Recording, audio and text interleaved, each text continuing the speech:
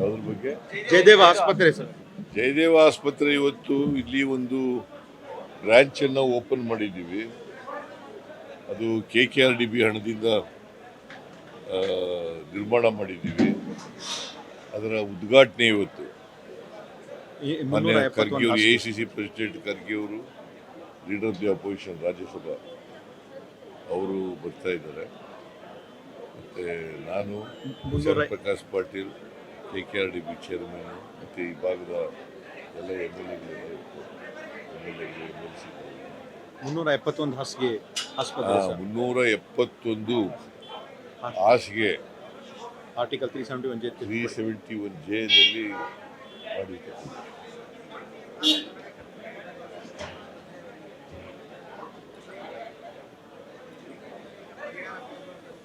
ಅಲ್ಲ ಹೇಳಿದರೆ ಅದ್ರ ಬಗ್ಗೆ ಪರಿಶೀಲನೆ ಮಾಡ್ತಾ ಇದ್ದೀವಿ.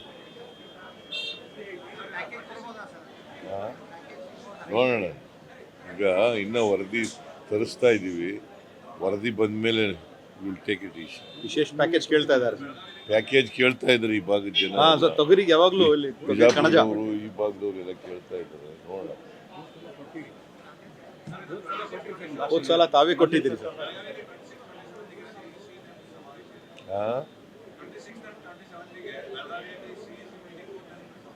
26, 27 2 ದಿನಗಳು ಮಹಾತ್ಮ ಗಾಂಧೀಜಿಯವರು ಬೆಳಗಾವಿನಲ್ಲಿ ಅಧಿವೇಶನ, ಅವರ ಅಧ್ಯಕ್ಷತೆಯಲ್ಲಿ ಅಧಿವೇಶನ ನಡೆದಿತ್ತು.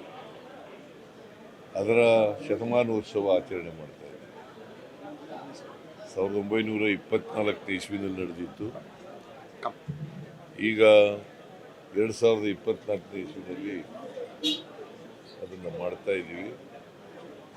ಅವತ್ತು ಎಕ್ಸ್ಟೆಂಡೆಡ್ 26ನೇ ತಾರೀಕು 3 ಗಂಟೆಗೆ ಎಕ್ಸ್ಟೆಂಡೆಡ್ ವರ್ಕಿಂಗ್ ಕಮಿಟಿ ಮೀಟಿಂಗ್ ಇದೆ. ಅದರಲ್ಲಿ ಎಲ್ಲ ವರ್ಕಿಂಗ್ ಕಮಿಟಿ ಮೆಂಬರ್ಸು, MPಸು, CLP ಲೀಡರ್ಗಳು, ಕಾಂಗ್ರೆಸ್ ಪ್ರೆಸಿಡೆಂಟ್ಗಳು ಅವರೆಲ್ಲರೂ ಕೂಡ ಭಾಗವಹಿಸ್ತಾ ಇದ್ದಾರೆ. ಸೊ ಅದನ್ನು ಅರ್ಥಪೂರ್ಣವಾಗಿ ಅದ್ಧೂರಿಯಾಗಿ ಮಾಡ್ತಾ ಇದ್ದೀವಿ. ನಂಬರ್ 1. ನಂಬರ್ 2, 27ನೇ ತಾರೀಕು ಮಹಾತ್ಮ ಗಾಂಧೀಜಿಯವರ ಪ್ರತಿಮೆಯನ್ನು ಅನಾವರಣಗೊಳಿಸ್ತಾ ಇದ್ದೀವಿ. ಸುವರ್ಣಸೌಧದ ಪಕ್ಕದಲ್ಲೇ ಅನಾವರಣಗೊಳಿಸ್ತಾ ಇದ್ದೀವಿ. ಅದು ಬೆಳಿಗ್ಗೆ ನಡೀತದೆ 10 ಗಂಟೆಗೆ. 10:30, 11 ಗಂಟೆಗೆ ಲಂಚ್ ಮಾಡ್ಕೊಂಡು ಪಬ್ಲಿಕ್ ಫಂಕ್ಷನ್.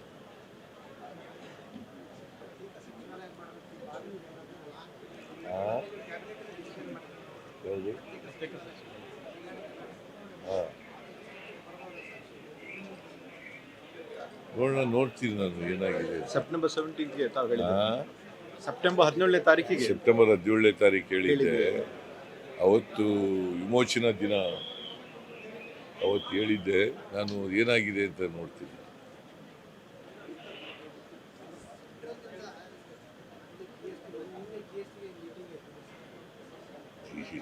ಸೆಂಟ್ರಲ್ ಈಗ GST ಕಲೆಕ್ಷನ್ನಲ್ಲಿ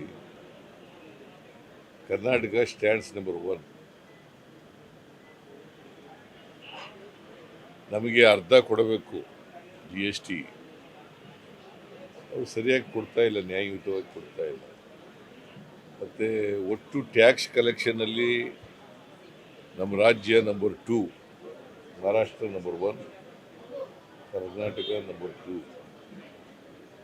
ಆದರೂ ಕೂಡ 4.5 ಲಕ್ಷ ಕೋಟಿಗೂ ಹೆಚ್ಚು ಹಣ ಕಲೆಕ್ಟ್ ಮಾಡ್ತೀವಿ. 4.5 ಲಕ್ಷಕ್ಕೂ ಹೆಚ್ಚು ಕೋಟಿ ಹಣವನ್ನು ಕೇಂದ್ರ ಸರ್ಕಾರಕ್ಕೆ ಕರ್ನಾಟಕದಿಂದ ತೆರಿಗೆ ರೂಪದಲ್ಲಿ ಕಲೆಕ್ಟ್ ಮಾಡಿಕೊಡ್ತಕ್ಕಂಥದ್ದು. ಆದರೆ ನಮಗೆ ಬರ್ತಕ್ಕಂಥದ್ದು ಸುಮಾರು 60,000 ಕೋಟಿ ರೂಪಾಯಿ ಮಾತ್ರ. 4.5 ಲಕ್ಷ ಕೋಟಿ ನಾವು ತೆರಿಗೆ ಕಲೆಕ್ಟ್ ಮಾಡ್ಕೊಡ್ತೀವಿ. ನಮಗೆ ವಾಪಸ್ ಬರ್ತಕ್ಕಂಥದ್ದು 60,000 ಕೋಟಿ, 13 ಪೈಸೆ. 13 ಪೈಸೆ ಅಷ್ಟೇ ಬರ್ತದೆ. ಒಟ್ಟು ₹1ನಲ್ಲಿ 13 ಅಥವಾ 14 ಪೈಸೆ ಬರ್ತದೆ. 13ರಿಂದ 14 ಪೈಸೆ. ಇದು ನಮಗೆ ಅನ್ಯಾಯ ಆಗ್ತಾ ಇದೆ. ಕನಿಷ್ಠ ಪಕ್ಷ ನಾವು ಎಷ್ಟು ತೆರಿಗೆ ವಸೂಲು ಮಾಡ್ತೀವಿ ಅದರಲ್ಲಿ 50% ಕೊಡಬೇಕು ಅನ್ನೋದು ನಮ್ಮ ವಾದ. Thank you.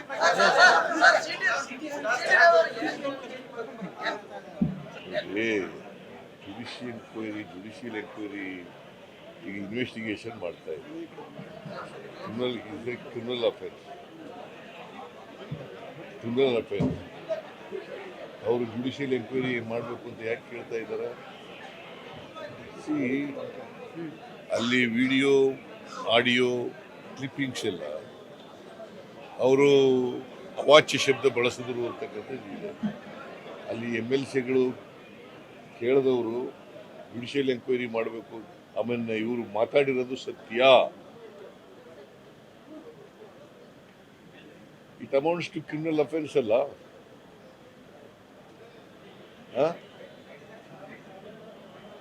ಈಗ ಅವರು ಒಬ್ಬ ಸೀನಿಯರ್